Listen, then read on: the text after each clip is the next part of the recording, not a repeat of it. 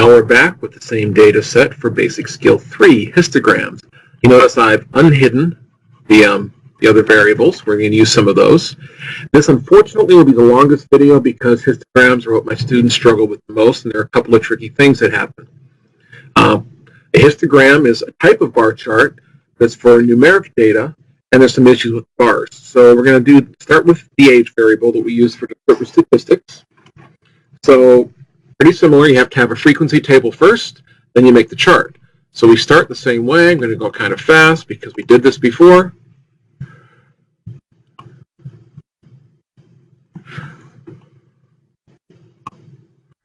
And here we are at the table. It's not quite right because I used age in both cases and it summed the age. I just want it to count the age. So I'm going to go over here, change this to count. So here are all the different ages of Tour de France winners. There were 14 people who won the race when they were 28 years old. The youngest, only one person won at 20. Somebody won at 41. That was the oldest. For a histogram, though, just having the categories, the numbers, isn't enough. I need to group them. So this is a new step. You got to select just the cell, not the whole row. Go to group. And it makes some suggestions. It's actually suggesting grouping by 1. I'm going to group by 5s. It's not a very large range in this data, but for demonstration purposes, it'll still work. Start at 20, group by 5s. This one does actually start at 20. I normally start at a multiple of 5 or 10 just because it looks better. So if the youngest age had been 21 or 22, I still would have started at 20. So there is my group frequency table. I'm going to leave it raw counts. I'll change it to relative counts later. The next step is pretty similar to bar charts. Insert a bar chart. Clean it up a little bit. Again, we don't need a lesson. It's a single data series. We need a more meaningful title.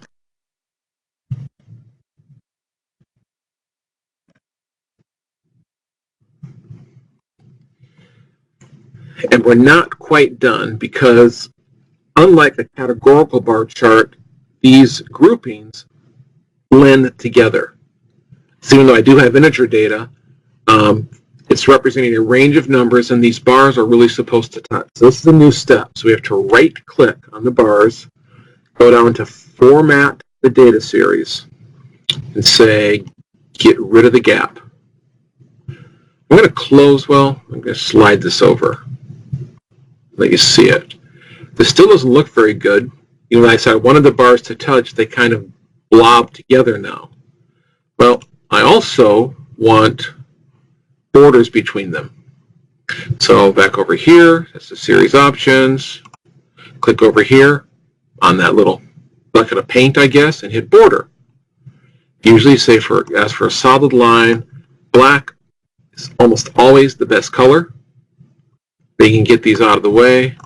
And there we have a histogram for the ages showing the frequency in these groups of the Tour de France winners. We talk about the rules for histograms, but they're all covered by this. And if I do want relative frequency, I can still change this the same way I changed for categorical bar charts. Show this as a % of column total. I think a single decimal place is plenty. When it changes in the table, it changes in the chart. The two of them are connected. Well, it seemed pretty fast, and except for making the bars touch, it didn't seem too complicated.